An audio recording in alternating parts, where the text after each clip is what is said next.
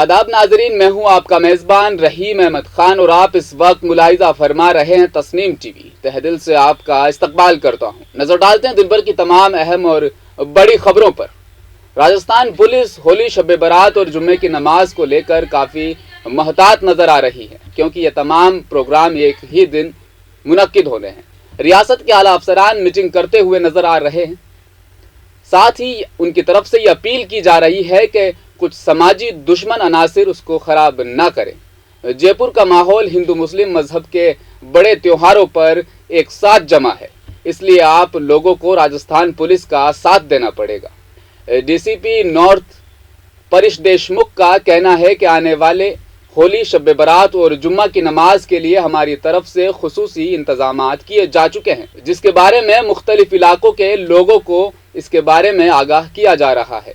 हमें बहुत खुशी है कि इलाके के लोग हमारे साथ कंधे से कंधा मिलाकर काम कर रहे हैं। पूरे नॉर्थ ज़िले में जो धुलंडी, होलिका दहन, जुमे की नमाज और शब बारात, इन सभी कार्यक्रम को लेकर शांति समिति की, सीएलजी समिति की बैठकें थाना स्तर पर, वृत्त स्तर पर और जिला स्तर पर लगातार की जा रही है। आज इसमें जिला स्तर की भी बैठक की गई और कई थानों पर इसमें थाना स्तरीय, वृत्त स्तरीय बैठकें भी आयोजित की जा रही है। इसमें अभी ब्रह्मपुरी थाने में भी आमेर वृत्त क्षेत्र के सभी लोगों की बैठक ली गई और शास्त्रीनगर थाने पर भी हिंदू मुस्लिम एकता मंच के द्वारा सामूहिक रूप से होली मिलन का कार्यक्रम आयोजित किया गया लेकर देखिए, पुलिस प्रशासन द्वारा धुलंडी, होलिका दहन और शब बारात को लेकर जो इंतज़ाम कराए जा रहे हैं उसके संबंध में लोगों को अवगत कराया गया है और हमने सभी शांति समिति सदस्यों से ये अपील की है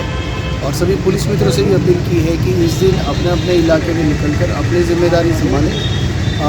इलाके में अमन चैन कायम रहे, इसके लिए लगातार पुलिस के संपर्क में रह के अगर ऐसी कोई अनहोनी कोई घटना घटती है तो हमें सूचित करें।